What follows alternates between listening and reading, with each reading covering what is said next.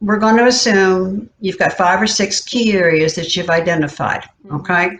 And maybe just pick one in your mind as you're listening to me go through that. On what grade level or skill level do you expect the child, and this has to be realistically, can be by the end of the year? As I mentioned, you don't think a 10-year-old at the 2nd grade reading level is going to be at grade level by June.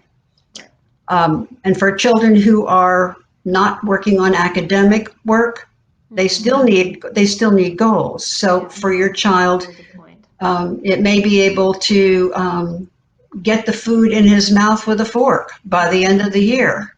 And at the beginning of the year, you may start out just needing him to hold the fork. And so it's a graduated process, but what's realistic, whether it's functional, job related, grade level, academic. The thing that was really stressed to me in my master's degree program is that the goals are no good unless you use action verbs. I want my child to be able to write. I want my child to be able to say. I want my child to read aloud. And you may want to qualify that. I may want my child to read aloud fluently or read stopping for every period. I've had students who don't stop for periods. And in the book, I don't do this in my book, but I had a favorite Victor Borge TV comedy, and when he would read, it was the I forget what he called the routine, but it was something to do, something punctuation, and when he would come to a comma, he would come to a period. And by doing these little motions, I would ask my students to do it, and by day 2, they never missed the periods again.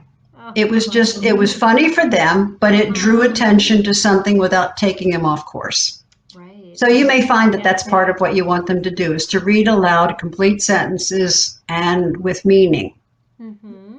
I just talked to a very good friend who is a very solid math teacher, and she is the testing lady, Sarah Olbrus. You may know her.